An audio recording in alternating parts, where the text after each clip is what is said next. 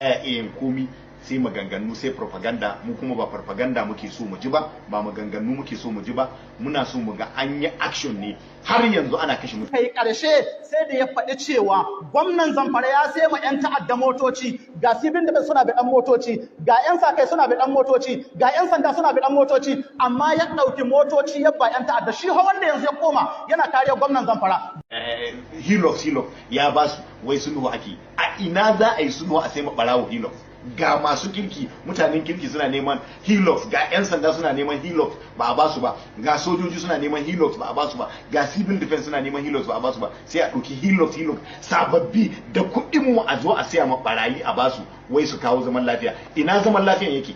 Me aka amfani da zaman lafiyan? Ina yake? Tun da aka siya musu Hilux ba a yi zaman lafiya ba har yanzu. Tun da aka yi sulhu da su har yanzu ba a yi zaman lafiya ba. Kuma ba za a saba zamun zaman lafiya ma muddin aka ce sulhu za a yi da barayin nan, muddin aka ce za a zauna a yi sulhu da su kuma a basu da bindigogin su, ba za a samu zaman lafiya ba. Don haka da gwamnan Sokoto da gwamnan Zamfara muna nan muna shirye-shirye za mu lema su kotu, ba mu yarda da abin da suke ba, kuma ba za mu yarda ba, kuma za mu amince ma wannan ba. Don Allah an ji kunya ko ba a ji kunya ba? Ƙarshe ma cewa wallahi za su kai gwamnan Zamfara da gwamnan Sokoto kotu. Ashe wai don ba a biya shi na ba, don shi manzon Allah ce ta isa Abdul Dinar, bawan dinari ya tabe, ta isa wanta kasa wa idan shi ka falanta kasha, ya tabe ya lalace. Wallahi dukkan ji manzon Allah yayi maganar nan ka bi ta zaka ga maganar manzon Allah ta tabbata gaskiya. Cikin hadisi sahihi, hadisin Abu Huraira, Annabi sallallahu alaihi wasallam ya ce ku yi gaugawa zuwa ga ayyuka na kwarai.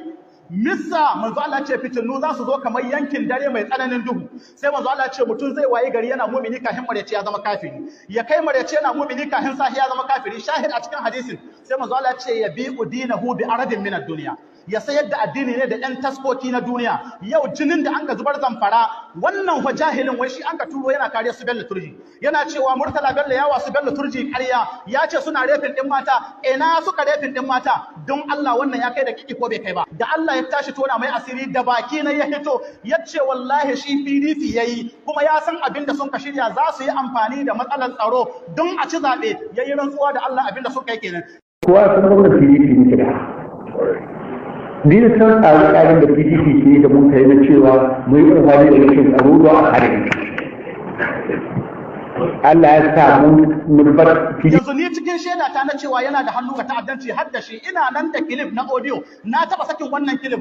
In akwai dan da diya mace ta tsuguna ta haifa cikin yaran dodo wani ya kada ta cewa